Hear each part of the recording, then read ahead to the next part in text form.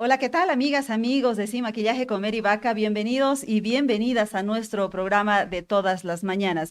Como ustedes saben, después de las elecciones nacionales y las elecciones subnacionales, nos hemos dado cuenta que tenemos un grave problema, el problema del sistema de partidos, los denominados taxi partidos, que en este programa los hemos bautizado como money partidos porque negocian la sigla al mejor postor, han dado lugar a asambleas dispersas, gobiernos tanto nacional y departamentales o locales sin gobernabilidad y por tanto nos ponen a Bolivia ante una crisis política.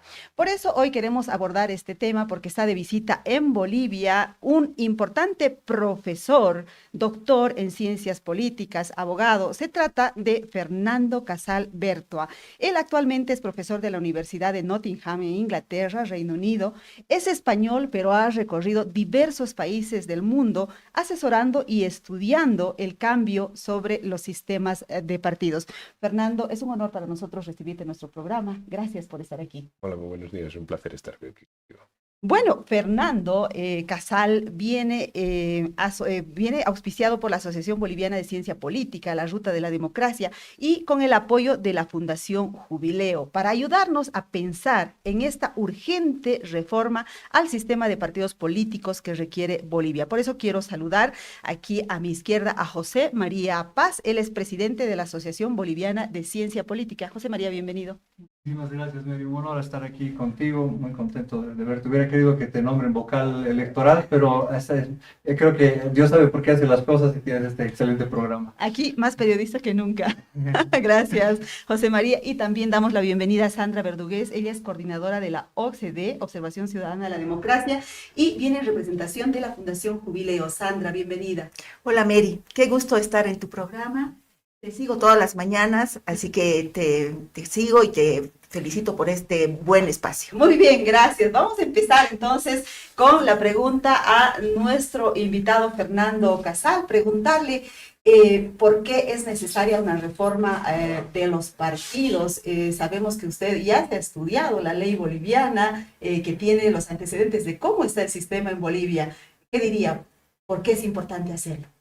Bueno, los estudios demuestran que para tener una buena calidad de la democracia es importante tener un sistema de partidos estable. Y no se puede tener un sistema de partidos estable y predecible si no se tienen unos partidos políticos fuertes e institucionalizados, ¿no? Es como una especie de mecanismo que empieza por los partidos políticos y que llega a la consolidación de la democracia, ¿no? Sobre todo en este momento tan importante de cambios que está experimentando Bolivia.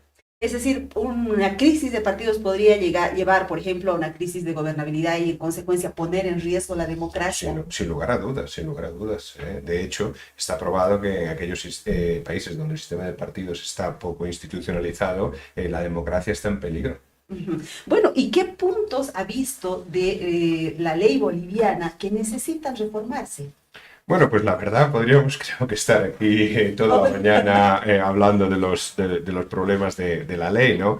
Pero quizás me gustaría poner de relieve uno y quizás podemos desarrollarlo posteriormente, ¿no? Yo creo que una de las cosas principales es la necesidad de financiar a los partidos políticos de forma directa, es decir, darle subsidios estatales. Eso es algo que, como bien sabe, ya existía en Bolivia entre 1997 y 2008. El MAS lo decidió quitar la financiación pública y bueno, ya sabemos después también cómo fueron las cosas dadas, ¿no? Los estudios demuestran que la financiación pública es esencial para fortalecer a los partidos políticos como organizaciones representativas para institucionalizar los sistemas de partidos, pero también para incrementar la representación, por ejemplo, de las minorías, como pueden ser las mujeres, los jóvenes, y obviamente una de las funciones principales de la financiación pública es combatir la corrupción, ¿no? Entonces yo creo que podríamos matar varios pájaros de un tiro. Ujú. Muy bien, es cierto, el movimiento al socialismo ha quitado ese financiamiento porque también suena impopular en Bolivia darle dinero a los políticos. José María, ¿tú crees que la gente aceptaría una reforma de esa naturaleza? Bolivia siempre es un poco difícil, ¿no? En este tipo de cosas y que la gente las comprenda, pero hay que trabajar para que se las entienda, porque el financiamiento público es importantísimo por esta principal razón que decía Fernando, ¿no? evitar la corrupción, porque una de las cosas que tú miras es cuál es el origen de los fondos. Si no te financias privadamente, puedes recibir dinero negro también, ¿no? O empresas que te condicionan y te dicen, bueno, después no me cobras impuestos, pero yo te doy dinero para que me apoyes en la campaña. Y esta es una razón. La otra es una razón de equidad también, ¿no? Para generar una mayor equidad, un mayor equilibrio en la competencia. Hay un cientista político italiano famoso, florentino, Giovanni Sartori, que decía que lo esencial para que en una democracia funcione bien es que haya equilibrio en la competencia política, ¿no? Y esto es muy necesario cuando hablamos de financiamiento público. Entonces, son cosas que hay que trabajar y educar a nuestra población para que entienda que esto, dar un financiamiento público, es mejor que lo otro, ¿no? Que se financien por fondos oscuros, digamos. Correcto, claro, claro, y que el gobierno entonces ya no esté trabajando condicionado a las extorsiones que pueden llegar por la forma en que recibe dinero privado, que no se conoce el origen de dónde vienen los fondos. Bueno, Sandra Verdugués lidera una iniciativa para observar elecciones en Bolivia, así es que habrá visto cómo están los partidos en nuestro país. Sandra, ¿podrías darnos un pequeño diagnóstico de qué es lo que se ha visto en las últimas elecciones respecto a las siglas, los partidos, los candidatos? Sí, claro. Nosotros hemos estado trabajando con la MOE de Jubileo desde la convocatoria a las elecciones. Entonces, hemos visto los problemas desde el momento en que sabíamos que se estaban registrando las organizaciones políticas para la competencia electoral y ahí vimos un primer problema, los militantes. Muchas denuncias llegaron a la MOE, a Jubileo, diciendo que no, yo no sabía que estaba en la lista de militantes y resulta que entro al yo participo y soy militante, yo nunca he autorizado. Esto ya, como otras cosas, habíamos advertido a la sala plena del órgano electoral para que revisen un poco las listas de militantes, ¿no? Ese es un primer problema que nosotros creemos estaba atentando contra los derechos del elector. Luego hemos visto problemas con las candidaturas, ¿no? Aquí hemos visto que el órgano electoral no ha socializado lo suficiente la normativa, los reglamentos, porque hay que decir una cosa, con el surgimiento de tantos partidos, el órgano electoral se ha visto en la necesidad de crear más y más reglamentos, lo cual no siempre es bueno. Y no ha terminado de socializar estos con la gente, con los partidos pequeños. También a la MOE han acudido muchos candidatos que no sabían qué tenían que hacer, cómo tenían que impugnar, si es que querían hacer algo. En realidad falta eso, ¿no? Falta un acompañamiento más cercano de parte del órgano electoral hacia las organizaciones políticas. En este momento en que hay una explosión de candidaturas y da la impresión de que más que partidos políticos, Bolivia tiene candidatos. Porque en las elecciones había alrededor de 18.200 candidatos. Claro, la competencia estaba más centralizada en el nivel municipal, ahí habían como 15.000 y algo candidatos, y en el nivel departamental 2.900 o algo así. Pero esto nos muestra que en realidad el órgano electoral se está preocupando más de socializar las normas, de los aspectos administrativos, pero no está fortaleciendo estas organizaciones que están naciendo y que necesitan aprender, necesitan conocer la norma, necesitan las reglas para participar en este juego. Muy bien, este es el diagnóstico entonces que nos da Sandra Verdugués.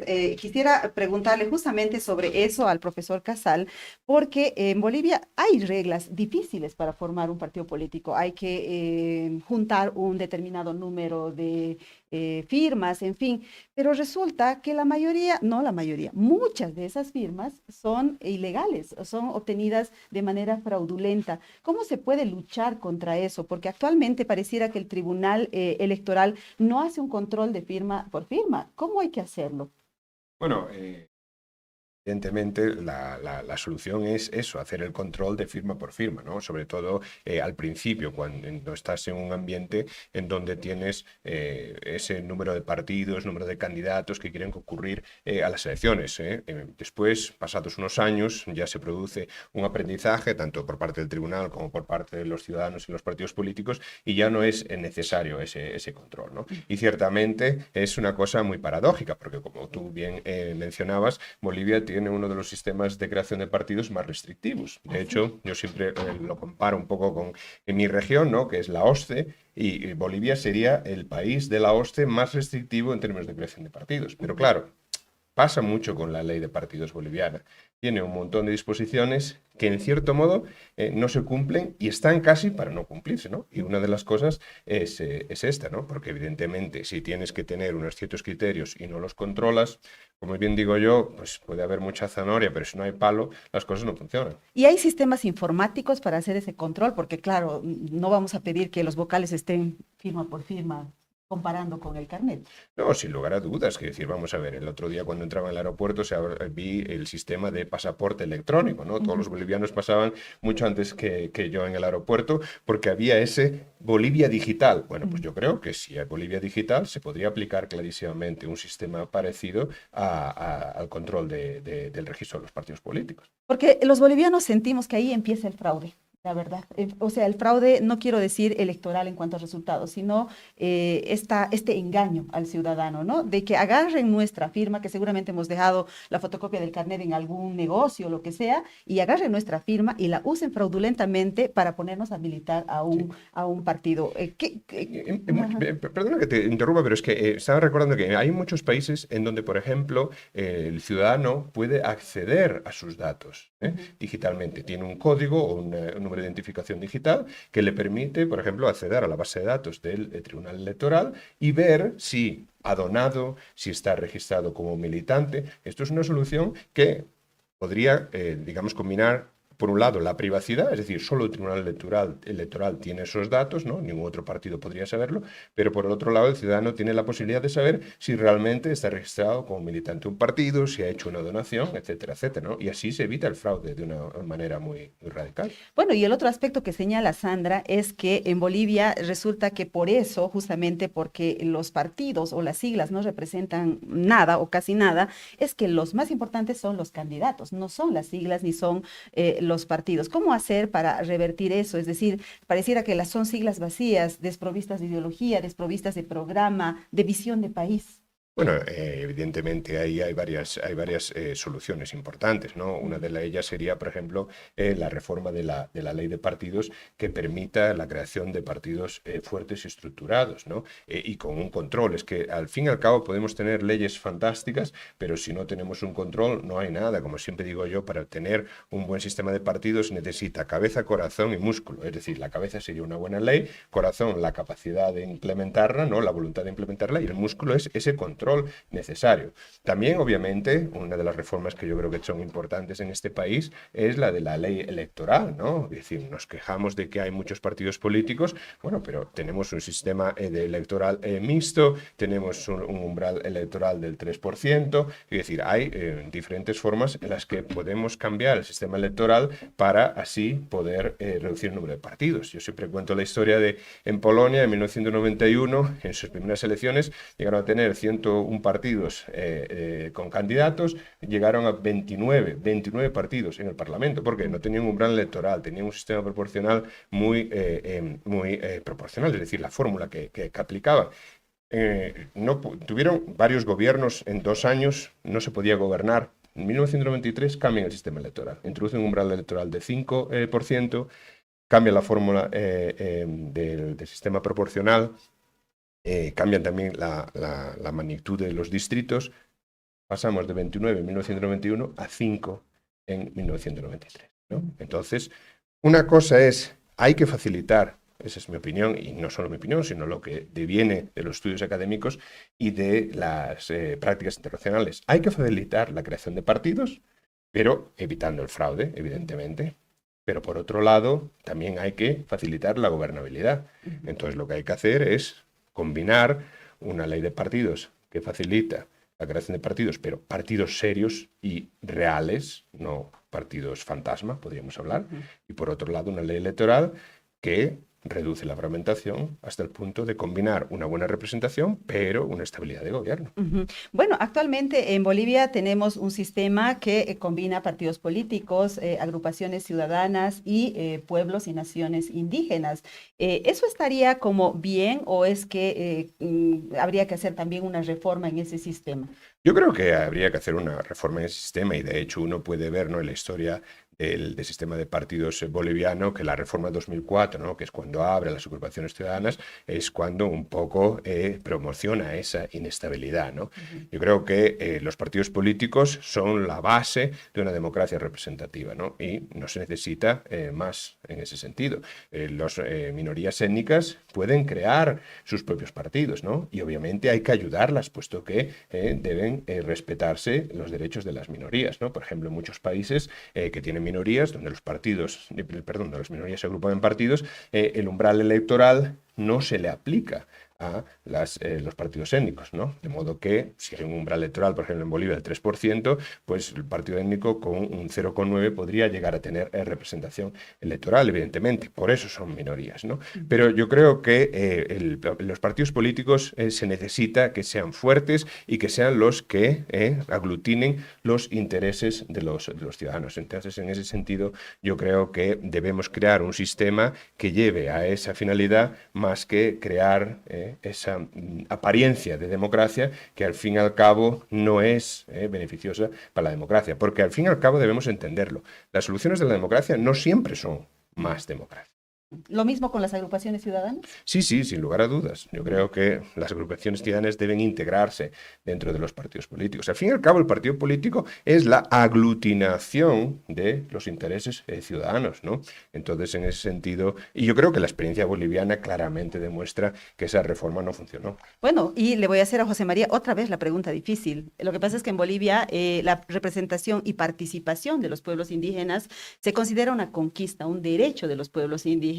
¿Cómo crees que tomarían una iniciativa de esta naturaleza? De que ya no puedan participar directamente, pese a que su participación es muy limitada, ¿no? Hay que decir que en la última elección solo han ido 2 pueblos indígenas y de los cuales solo un parlamentario ha sido elegido por pueblo indígena, ¿no? ¿Qué dirían ellos de esta propuesta? Probablemente otra vez generaría un cierto grado de controversia y polémica, pero yo creo que también de repente podrían sentirse motivados, ¿no?, a participar, a sentir que, bueno, de hecho Evo Morales creó un partido y llegó al poder creando un partido, ¿Verdad? ¿no? Entonces no veo por qué podrían negarse a que teniendo el partido también se puede competir y estar presentes, ¿no? Y bajándoles el umbral, además, de cierta manera se asegura la posibilidad de su participación. Entonces, creo que trabajándolo un poco y explicándolo un poco, podrían aceptarlo, ¿por qué no? Claro que sí. Y bueno, el otro eje que tiene que ver con la participación política es el de las mujeres. Sandra, tú has observado también esa parte desde la OCDE. ¿Cómo has visto tú que ya hay una voluntad cierta de parte de los partidos de que las mujeres tengan participación política más allá de la paridad que establece la ley, sino más bien una participación sustantiva, le llaman, es decir, que realmente tengan el poder? No, la verdad es que no. Lo que nosotros hemos visto primero es que han conformado las listas, pero no con un mecanismo de democracia interna en las organizaciones políticas, un mecanismo que observe la meritocracia, la antigüedad, la experiencia. No, lo que han hecho sobre todo ha sido conformar las listas para cumplir la norma. Hay una paridad formal más que una paridad sustantiva. Esto quiere decir que los partidos, primero, que no están entendiendo lo que significa estos mecanismos, y ahí vuelvo a pensar en la falta de acompañamiento del órgano electoral, y no solo acompañamiento, sino un control. Debería cumplirse esto y además deberían haber sanciones cuando no se cumplen. Entonces, sé que el órgano electoral ha mejorado mucho en la administración de elecciones, hemos visto una capacidad y una solvencia mayor en los 2 últimos procesos electorales, pero estos aspectos de regular los aspectos internos en las organizaciones políticas todavía debe ser trabajado. Todavía las organizaciones deben entender cómo se tienen que emplear estos mecanismos. Además, hay muchas actitudes machistas y patriarcales al interior de las organizaciones políticas. Y esto lo vemos porque hemos trabajado con organizaciones de mujeres y muchas de ellas, cuando están en el cargo de concejalas o asambleístas, han experimentado presión política incluso de su propio partido, ¿no? Hay lo que se llama la gestión compartida, por ejemplo, les permiten, una vez que han conformado las listas y que las listas han sido aprobadas, les permiten estar hasta la mitad de su cargo, pero antes de entrar a ser candidatas han tenido que firmar algo o entregar una letra de cambio, cosas así, prácticas terribles que se han institucionalizado y que le obligan a la mujer a la mitad de su gestión darle el puesto al suplente varón. Entonces, todas esas cosas también se originan dentro de las organizaciones políticas y eso hay que trabajarlo. Y eso también depende mucho de la educación, de la información, de la capacitación.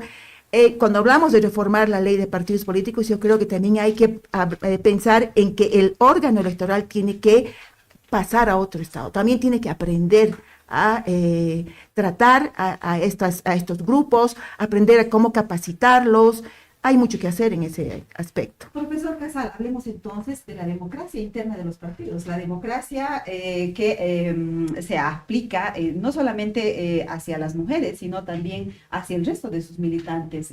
¿Cómo garantizar democracia interna, evitar los caudillismos? Porque en Bolivia venimos 20 años de un gobierno, de un partido en realidad caudillista, de un presidente que lo era todo en el partido, en el gobierno, es decir, era como un semidios en el país. ¿Cómo enfrentar esa situación? Bueno, es una pregunta bastante difícil, porque es decir, no solo Bolivia tiene el problema de la democracia interna, ¿no? Bueno, yo creo que una de las cosas importantes es que los partidos políticos tengan unos estatutos adecuados y propiamente regularizados, ¿no? Yo creo que uno de los problemas, lo hablamos ayer en otra reunión, Sandra y yo, ¿no? Es que los partidos políticos, como bien ella mencionaba, simplemente hacen lo mínimo para no ser ilegalizados, para respetar formalmente la ley, pero a la hora de la verdad, todos esos mecanismos que son necesarios para incrementar la democracia interna no lo respetan, ¿no? Y el hecho, por ejemplo, de lo que comentaba ella, de que las mujeres sean obligadas en mitad de su mandato o que tengan menos voz que otros militantes, pues realmente es un problema, ¿no? Que se puede, obviamente, resolver, en primer lugar, a través de códigos de conducta, ¿no? La ley boliviana obliga a los partidos políticos a establecer códigos de conducta, pero la cuestión es cuál es el contenido de los códigos de conducta de esos partidos políticos. Es más, cómo se respetan esos mecanismos de control y de solvencia de los conflictos internos de los partidos políticos, ¿no? Yo creo que esto es algo muy importante que debemos tener en cuenta. Ujú. Bueno, en las últimas elecciones hemos visto debilidades no solo en el sistema político de los partidos, quiero decir, sino también del órgano electoral. ¿Por qué? Porque ha habido inhabilitaciones de candidatos a último momento. La gente ha ido a votar con una papeleta donde había un candidato que no estaba habilitado o donde definitivamente no había foto del candidato, por ejemplo. O, por ejemplo, ha habido otro partido que ha decidido desistir de la segunda vuelta y eso le ha quitado la posibilidad a la gente de votar concretamente en la gobernación de La Paz, y el que ha ganado en primera vuelta, pero con una mayoría relativa, se ha erigido como gobernador. ¿Qué hacer frente a eso? Porque eso ya no está en la ley de partidos. Habría que ir también a una reforma de la ley electoral.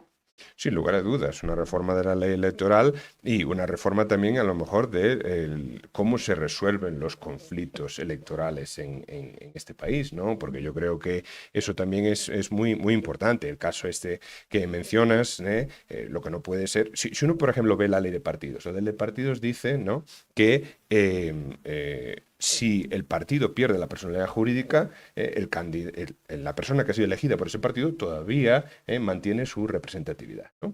Y aquí estamos viendo que en la segunda vuelta, un candidato que ha ganado el derecho a participar en la segunda vuelta está siendo bien dominado, que ese derecho, que es un derecho de sufragio pasivo, es un derecho constitucional, ¿no? Está bien dominado porque al no tener un partido que lo apoye, ya no puede estar en la segunda vuelta, ¿no? Entonces, en este sentido, yo creo que yo diría que incluso él podría apelar al Tribunal Constitucional, eso en primer lugar, y segundo, claramente se ve una controversia o un conflicto entre diferentes legislaciones, ¿no?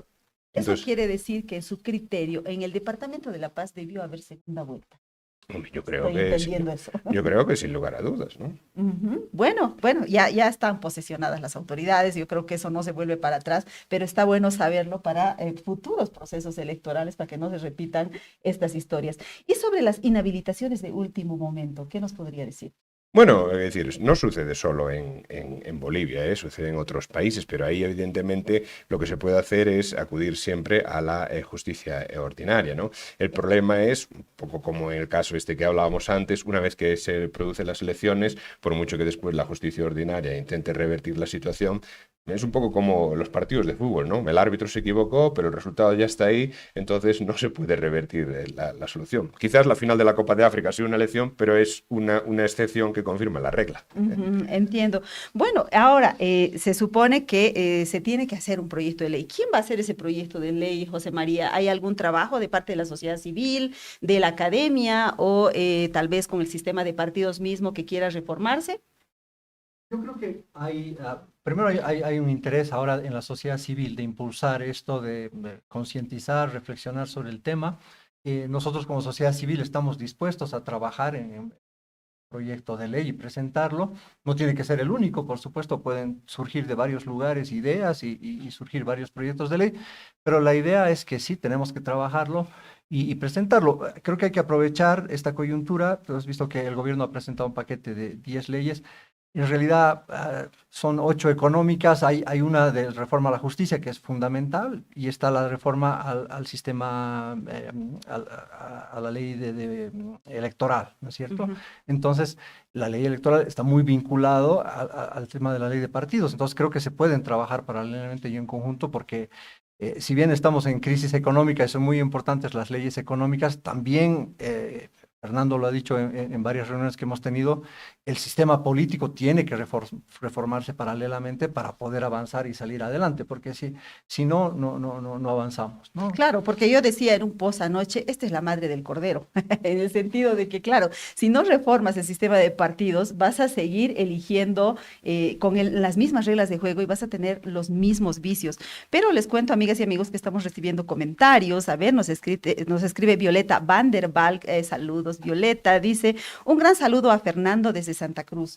Muchos años de desmantelamiento del sistema de representación y de partidos. Si queremos que la política vuelva al Parlamento y salga de las calles, necesitamos mejores partidos. Es un comentario. Y también nos escribe Zulema Alanes, un saludo Zulema. Lo peor sería que la reforma de la ley electoral esté en manos del TC. Muy buena pregunta. ¿Quién debe hacer la reforma? ¿Los mismos que van a ser reformados o otras personas, otros actores? ¿Cómo se encara una reforma en un país? Bueno, una reforma se encara, es un proceso complejo que requiere la participación de diferentes sectores, ¿no? Obviamente, como decía José María, la sociedad civil es muy importante, ¿no? Porque al fin y al cabo es la que va a participar. No podemos quitar la reforma del Parlamento, es ahí donde se tiene que aprobar, ¿no? Es así como son las cosas, los políticos se regulan a sí mismos, pero lo que deben hacer es siempre basarse en las recomendaciones de expertos, ¿no? Que tienen ese conocimiento de la aplicación de diferentes instituciones, diferentes sistemas electorales, ¿no? Diferentes regímenes en otros países. Y también yo creo que lo que es importante es un diálogo y llegar a compromisos, llegar a acuerdos de largo plazo. Porque al fin y al cabo eso es lo que debe ser una reforma. Una reforma debe ser lo más consensual posible. Una reforma que no va a contentar nunca a todos, eso es imposible, pero que al menos deje contentos a la mayor parte. Yo creo que eso es lo importante, ¿no? ¿Hay algún país de los que usted haya estudiado que haya tenido características similares a la crisis de partidos que tiene Bolivia? ¿Cómo han encarado esa reforma? Bueno, hay que decir, hoy en día muchos países tienen crisis importantes. Yo diría que, por ejemplo, uno de los países que más se parece hoy en día a Bolivia es Hungría. Acaban de, echar del poder a Viktor Orbán, que también llevaba desde 2010 en el poder, también tenía una ideología de corte liberal, igual que pasó en Bolivia, también había modificado la Constitución para intentar perpetuarse en el poder, ¿no? Y la diferencia quizás con Bolivia es el hecho de que el partido de la oposición logró ahora alcanzar una mayoría constitucional, lo que le facilitará estudiará la posibilidad de reformar la Constitución para encauzarla dentro de un proceso de democratización e integración, digamos, conforme a los criterios europeos, ¿no? Pero otros países donde esto no ha sido posible, lo que han hecho es intentar, dentro de un posible, digamos, diálogo y de consenso,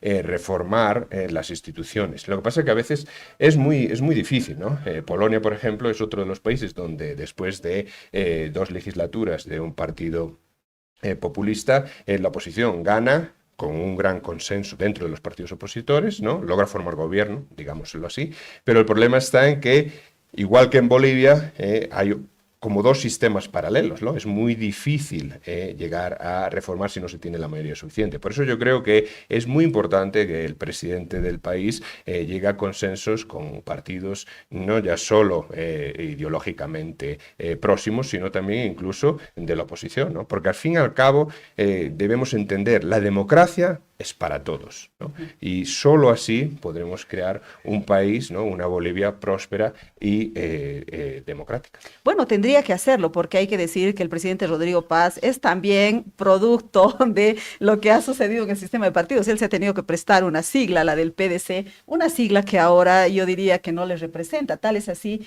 que ha tenido que armar un nuevo proyecto político para las elecciones municipales. Vamos, 3, 4 meses después ya estaba pensando en otro proyecto político. Entonces se podría decir que él sí tiene motivos para hacerlo. Sí, sin lugar a dudas. Pero bueno, la verdad es que, por ejemplo, una de las características de los sistemas presidenciales es justamente eso, es que el sistema presidencial, el presidencialismo es muy contrario a la creación de partidos políticos fuertes. De hecho, solo hay que ver toda Latinoamérica. Si nos ponemos a ver los gobiernos de Latinoamérica hoy y los gobiernos de Latinoamérica en 2010, solo hay 4 países donde el partido de gobierno existía en 2010, ¿no? Entonces yo creo que esto es una dinámica propia de los países latinoamericanos que, desde mi punto de vista, tienen este pecado original que es el presidencialismo. Aunque sé que eso sí que va a ser casi imposible de reformar, pero mis estudios académicos siempre demuestran que el parlamentarismo es mucho mejor. Y de hecho, si pensamos cómo era Bolivia antes de 2009, cuando, a pesar de ser presidencialista,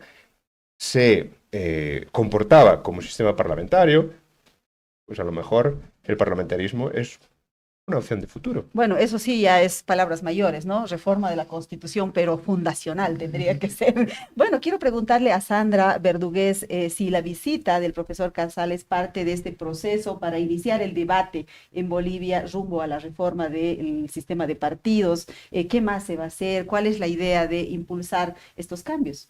Sí, bueno, es muy importante escuchar lo que está pasando en otros países y saber que no somos los únicos que tenemos estos problemas, ¿no? Podemos tomar experiencias de otros países y lo que nos cuenta Fernando es sumamente importante porque a veces nosotros nos centramos en lo que vemos acá solamente y no estamos viendo cómo nos podemos ahorrar el camino con la experiencia de otros países.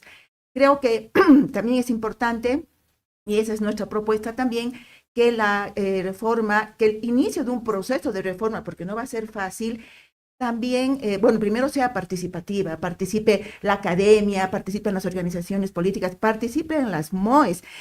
Estamos acostumbrados a pensar que la MOE solamente trabaja en las elecciones, el día de la jornada electoral, y no, nosotros podemos contribuir porque tenemos la evidencia de todo lo que hemos trabajado, podemos contribuir en este proceso.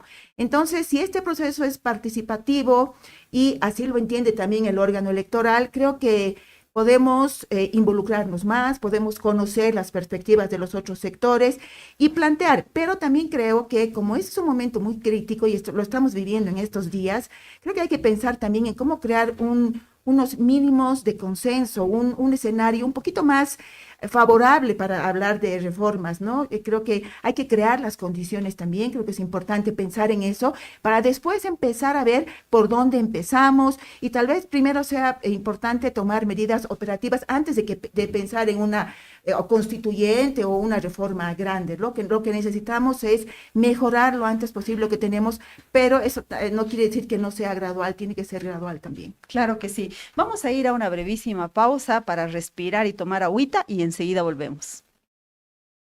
Paquetes diseñados para ti, desde 70 invitados en adelante, organización completa y detalles que marca la diferencia.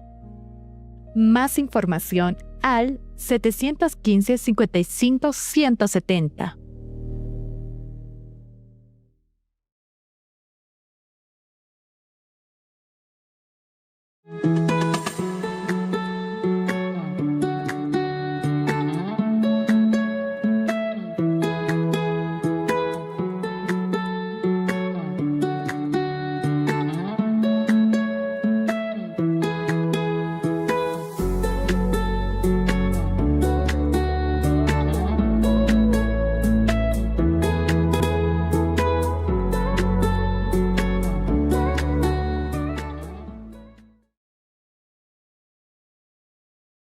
Events One to One está listo para organizar tu próximo evento. Nos encargamos de todo, de inicio a fin. Contáctanos al 715-55-170 y agenda hoy.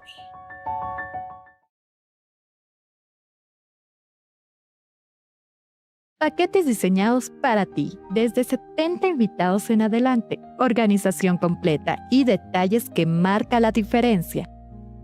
Más información al 715-55-170. Estamos de regreso en Sí Maquillaje con Mary Vaca, dialogando sobre la necesaria y urgente reforma del sistema de partidos. Estamos con el profesor Casal, que está de visita en Bolivia, justamente para ayudarnos a pensar en esta reforma. Y quiero ahora preguntarle sobre estatutos partidarios. Sucede que durante la hegemonía, podríamos llamar, del movimiento al socialismo, el partido que ha gobernado Bolivia los últimos 20 años, se ha establecido un estatuto que establecía, entre otras cosas, por ejemplo, que todo funcionario público debería ser militante del MAS, por ejemplo, para empezar. Eso dejaba fuera a todos los demás. Segundo, que todo funcionario público, por tanto, que obviamente era del MAS, debería hacer un aporte al partido con un porcentaje establecido. Además decía voluntario, pero realmente no era voluntario y todos estaban obligados a poner ese aporte en una cuenta bancaria de la que no sabemos si se hizo o no rendición de cuentas. ¿Qué hacer frente a ese tipo de estatutos? ¿Cómo se puede controlar o lograr que sean estatutos democráticos en los partidos? Bueno, es decir, yo creo que en primer lugar lo que hay que hacer es reformar la ley, ¿no? Por ejemplo, la ley actual no está muy claro si las cuotas de los militantes contribuyen a los límites anuales de donaciones que un individuo puede hacer, ¿no?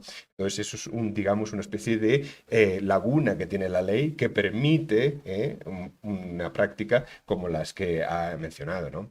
También creo que es muy importante que exista un control efectivo por parte del Tribunal Electoral en términos de financiamiento y sobre todo lo que tiene que haber es transparencia y publicidad, ¿no? Porque a lo mejor se sospechaba, a lo mejor se sabía, pero ¿dónde están esas pruebas públicas? El ciudadano debe verlas con claridad, no solo leerlas, ¿no? De, bueno, ha habido estas investigaciones. Si el Tribunal Electoral publica este tipo de informes, pues da una gran legitimidad a estas investigaciones, ¿no? Y el ciudadano después podrá optar o no por volver a votar a ese partido, pero lo importante es que lo sepa, ¿no? Y sobre todo, yo creo que lo es también muy importante, es que haya sanciones, ¿no?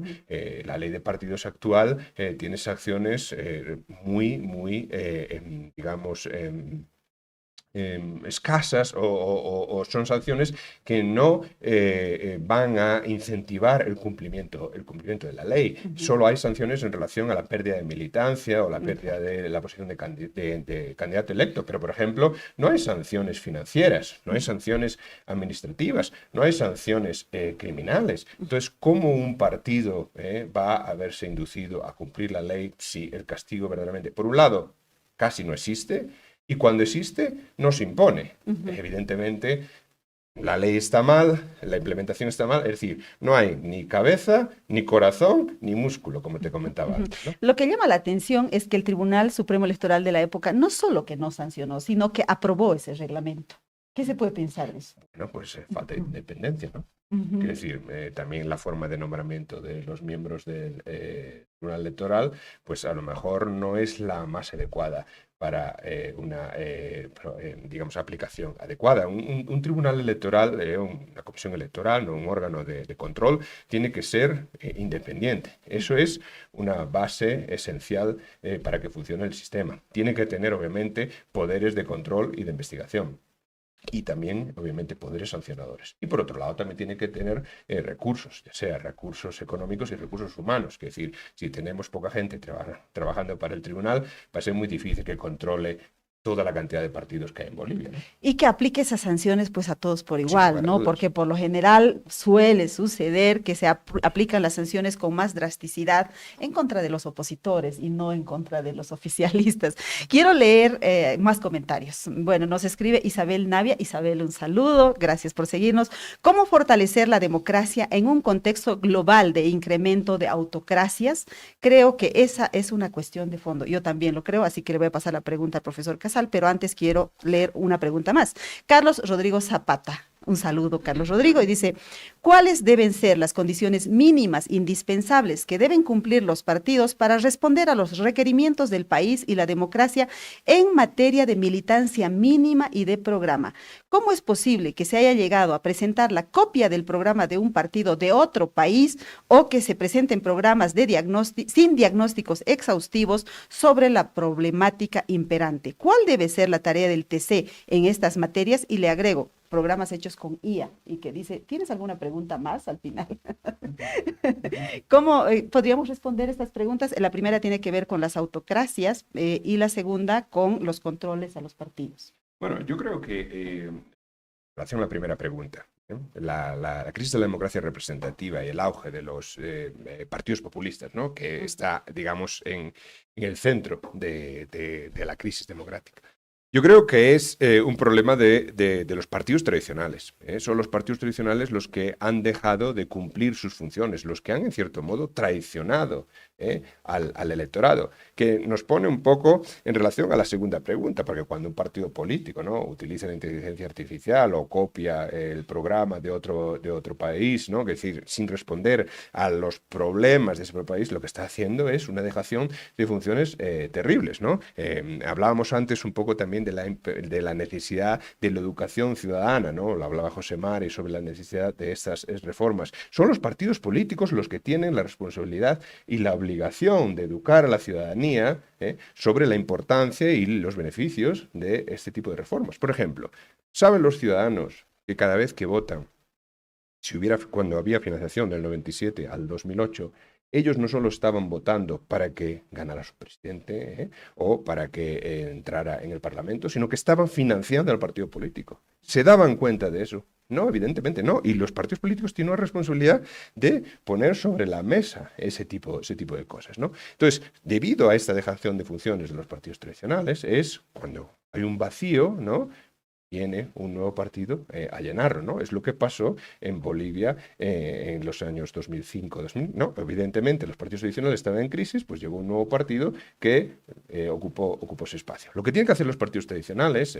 para combatir esta crisis es recuperar la confianza de los ciudadanos. ¿Y cómo se recupera? Pues se recupera evidentemente siendo responsables. Lo que no puede hacer un partido político, ¿no?, es prometer la luna cuando sabe que no va a poder prometer la luna, ¿no? Lo que tiene que ser es transparente. Estamos hablando, ¿no?, de la financiación de los partidos políticos. Es que la financiación de los partidos políticos no es solo la ley, tiene que empezar por los propios partidos políticos, ¿no? Hablaba Sandra de los problemas de democracia interna y de representación de género dentro de los partidos políticos. Bueno, pues son los partidos políticos los que tienen por sí mismos que proceder a reformarse internamente, ¿no? Lo que tienen que ser, tienen que dar ejemplo, ¿no? Tienen que entender que la política es algo a largo plazo. Y lo que tienen que entender, yo creo que esto es quizá lo básico, es que la democracia no es un juego de suma cero, que sin alternancia no existe democracia, ¿no? Y esto es algo que quizás por el sistema hegemónico que durante tantos años tuvisteis que experimentar, la ciudadanía necesita cambiar el chip y entender que La democracia es alternancia, la democracia es para todos. Ujú. Bueno, y Bolivia está ahora pensando, lo decimos Bolivia en genérico porque ha surgido de un evento realizado el fin de semana con la presencia de diversos actores políticos, desde el presidente, gobernadores, alcaldes, en fin, pensando en una nueva reforma constitucional en el país. ¿Será necesario embarcarnos en una reforma así más de fondo, hacer una reforma de la Constitución o con cambiar estas leyes? Hemos hablado de la ley de partidos, la ley electoral será suficiente en el tema de la crisis política. Bueno, es decir, el problema es que reformar la Constitución lleva tiempo y es más temática. Podemos establecer una reforma de carácter global. Lo que es importante es que la reforma tenga lugar, digamos, no quiero decir que en salones, antiguamente, en salones con hombres fumando cigarrillos, ¿no? Pero también lo que no se puede hacer es un show de la reforma. Es decir, hay que ser serio. Quizás hubiera sido mucho más productivo que los líderes de los partidos políticos se reunieran primero para establecer una especie de consenso de mínimos y después establecieran este tipo de reunión que incluye a más representantes, ¿no? Yo creo que en este sentido quizás ese tipo de proceso hubiera sido mucho más productivo. Claro, menos y más resultados, Sí, diríamos, ¿no? José María, aquí el profesor Casal nos habla de cabeza, corazón y músculo. ¿Crees que tenemos todo eso y que estamos dispuestos a ponerle todo eso a una reforma política? ¿O es que estamos embarcados en otras urgencias, en otras necesidades? La crisis económica es agobiante, el tema de la gasolina, la mala... Es decir, nos hemos dejado como envolver por toda la coyuntura, por la crisis económica. ¿Crees que tengamos cabeza, corazón y músculo para reforma política? Yo creo que en este momento lo más importante de cabeza, corazón y músculo es la parte el corazón es la voluntad política, ¿no? La voluntad política es fundamental para poder avanzar. Y sin eso no, es lo que necesitamos, digamos, de manera más inmediata. Y creo que, como te decía antes, hay que hacerlo nomás, hay que trabajar en paralelo, hay que pensar, bueno, estamos hablando aquí de economía, pero si muchas de esas reformas económicas que se quieren implementar no van a poder avanzar si no hay por lo menos reformas parciales a la Constitución. Habrá que ver en el área política si es necesario reformar algo cuando se abra la Constitución para eso, ¿no?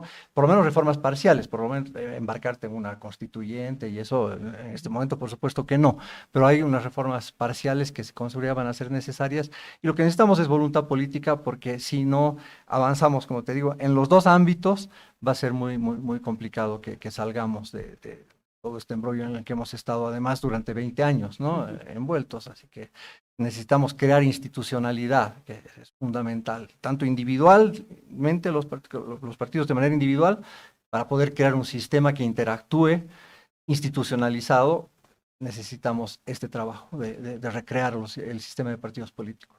La misma pregunta para Sandra. ¿Crees que el momento político es el adecuado para encarar esta reforma?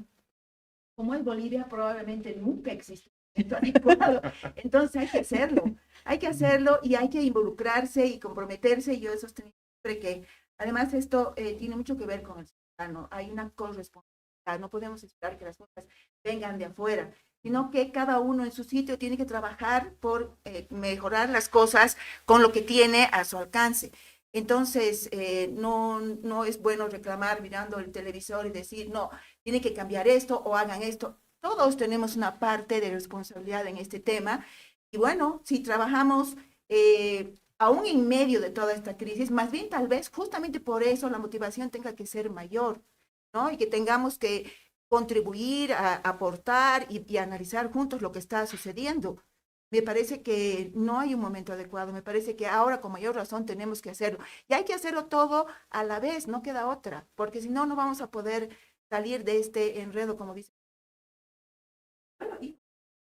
Quisiera que hablemos un poquito sobre la estructura y la conformación del órgano electoral boliviano, particularmente el Tribunal Supremo Electoral. En Bolivia el presidente tiene derecho a nombrar a un vocal del Tribunal Supremo Electoral. ¿Eso es saludable? ¿No es saludable? Y lo mismo hacen los tribunales electorales departamentales. Es casi, casi como que entra ya con un gol asegurado, ¿no? Que es como que la ley les regala ya ese punto. ¿Cómo lo ve? Bueno, la verdad que en sistemas presidenciales o semipresidenciales, esto es algo que es muy común, ¿no? El presidente tiene la facultad de nombrar uno o dos miembros en el tribunal, ¿no? Lo importante es que sean miembros de capacidad y con mérito, es decir, que no sean nombrados ahí simplemente por su ideología política, ¿no? Esto requiere, en cierto modo, también un poco de cambio en la cultura política de los partidos, ¿no? Es lo que un poco hablamos antes. Entonces, en este sentido, es algo muy común que se ve en otros países. Yo lo que quizás sería interesante también es que los propios, es decir, que hubiera otras, digamos, elementos del sistema que pudieran contribuir al nombramiento de miembros del Tribunal Electoral, ¿no? Por ejemplo, la sociedad civil, que organizaciones de la sociedad civil, eso pasa en algunos países, donde organizaciones de la sociedad civil tienen la posibilidad de nombrar uno o dos miembros, ¿no? Quizás también la judicatura, dado que aquí tenéis un tribunal, ¿no? No como en otros sitios que es más un comité o un cuerpo, un órgano. Aquí, como es un tribunal y tiene un carácter jurídico, pues también sería importante, ¿no?, que el Poder Judicial tuviera la posibilidad de nombrar a alguno de los miembros del tribunal y no se redujese simplemente a esa composición política, porque ahora solo tenéis uno el presidente y después 6 son el Parlamento, ¿no? Yo creo que eso sería la mejor forma de combinar meritocracia e independencia. Bueno, y quien los nombra es la Asamblea Legislativa con 2/3 de votos exclusivamente, ¿no? Eso puede representar un riesgo tomando en cuenta que son los mismos partidos o cuando hay un partido, por ejemplo, mayoritario, aplastantemente mayoritario que toma la decisión solo, digamos. Claro, que decir, ahí está el problema, ¿no? Durante el tiempo del partido hegemónico, pues obviamente controlaba no solo el poder legislativo, el poder ejecutivo, y sino también el poder electoral, digamos, ¿no? Entonces eso es problemático. De ahí la importancia de dar voz a otros componentes de la sociedad y del sistema político, ¿no? Porque de ese modo se pueden conversar. Es muy difícil, salvo en una dictadura, obviamente, controlar la sociedad civil, controlar la judicatura, controlar el Parlamento, ¿no? Entonces yo creo que en ese sentido sería muy importante abrirlo.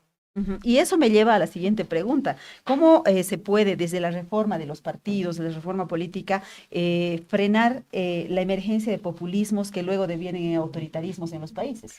Bueno, yo ya digo, es la necesidad de que los partidos políticos generen confianza, la necesidad de que los partidos políticos respondan a los problemas de la ciudadanía de una manera responsable. Yo creo que es algo que parece simple, ¿no? Y que parece una respuesta de perogrullo, pero en realidad es la única forma, ¿no? Solo cuando los ciudadanos estén, digamos, de acuerdo o vean que los partidos políticos responden a sus necesidades, que cumplen sus funciones, pues solo entonces se podrá evitar, al fin y al cabo, el auge de los populismos, ¿no? Porque está claro que los populismos surgen como un producto del descontento ciudadano con los partidos tradicionales. Para mí es algo muy, muy claro. Otra cosa es, desafortunadamente, hoy en día los partidos políticos solo tienen visión a corto plazo, ¿no? Y solo piensan en el próximo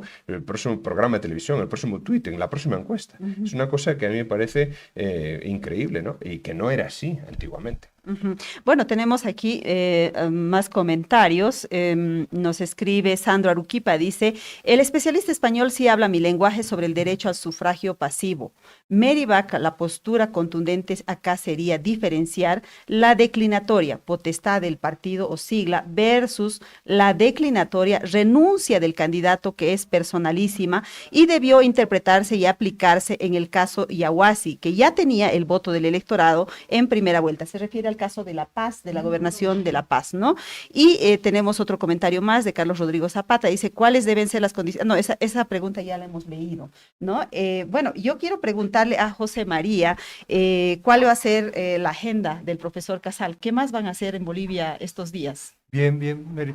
¿Me permites agregar una cosita? Por favor. Porque me encantó cuando le preguntaste sobre esto del nombramiento que hace el presidente de un vocal. Ajá. Bueno, en los sistemas presidenciales esto ocurre mucho. Hay una cosa que ocurrió en Francia entre los años 80 y 90. Mitterrand nombró a Robert Badinter, que era un personaje muy conocido, como presidente de la Corte Constitucional francesa. Y él creó una cosa que se llama el principio de ingratitud, que se utiliza ahora, el principio de ingratitud de los jueces. Dice, bueno, una vez que te nombra el presidente, el único deber que tiene ese juez con el presidente es el de ingratitud, ¿no? Así, eso se debería aplicar, esa es la manera correcta de aplicar el asunto, ¿no? Bueno, Fernando, como lo hemos traído como un experto precisamente para crear esta idea de construcción participativa de un proyecto de ley que queremos presentárselo a los parlamentarios, uno de los eventos que vamos a tener es una reunión con parlamentarios precisamente para concientizar sobre esto. Hemos buscado que también lo entrevisten varios medios para que la gente se vaya imbuyendo del tema, ¿no? Con algunos organismos internacionales también para buscar a ver si hay algo de cooperación, ¿no? que podamos recibir más adelante para que como sociedad civil podamos trabajar e impulsar esto, ¿no? Participativamente en varios departamentos. Entonces, esta ha sido una agenda bastante, digamos, escasa de recursos económicos, ¿no? Apenas hemos podido conseguir, Fernando, con ayuda de la universidad y demás, conseguir el pasaje, el alojamiento. ¿De qué universidad estamos hablando? De la Universidad de Nottingham, donde trabaja. Yo pensé que había alguna boliviana que se había involucrado. No, la UMSA y la Universidad Católica también nos han cedido espacios para hablar con estudiantes, y hemos tenido ayer uno con la Católica, vamos a tener uno con la UMSA también. Entonces, bueno, esa es una visita académica y técnica, un poco combinando ambas cosas para tratar el problema. ¿Y con los vocales del Tribunal Supremo Electoral? También vamos a tener una reunión, sí. Me también parece muy importante. Sí, claro que sí. Vamos a tener Bueno, una. José María, te agradezco muchísimo por haber venido Gracias. al programa y habernos canalizado esta entrevista con el profesor Casal. Un gusto, muchísimas gracias, Mary. Espero que haya sido de utilidad. Yo creo que sí, yo creo que sí. Muchísimas gracias, Sandra, también por haber venido y haber impulsado esta visita a Bolivia. Gracias a ti, Mary. Esperamos tener contacto siempre con Fernando y además con otras experiencias regionales que nos ayuden en este proceso de reforma. Muy bien, y ahora sí, muchísimas gracias, profesor Fernando Casal Bertoa. Es abogado, doctor en ciencias políticas, profesor en la Universidad de Nottingham y ahora está aquí en Bolivia para ayudarnos a pensar la reforma política. Gracias por haber venido al programa. El placer es mío, muchísimas gracias. Muy bien, amigas y amigos de Sin Maquillaje con Mary Vaca, les agradecemos por habernos seguido en un programa más hoy hablando sobre la necesidad de reformar el sistema de partidos y el sistema electoral. Enseguida viene Brújula Streaming con Raúl Peñaranda y Diego Ayo. No se separen de nuestra señal. Conmigo será hasta mañana. Chao, chao.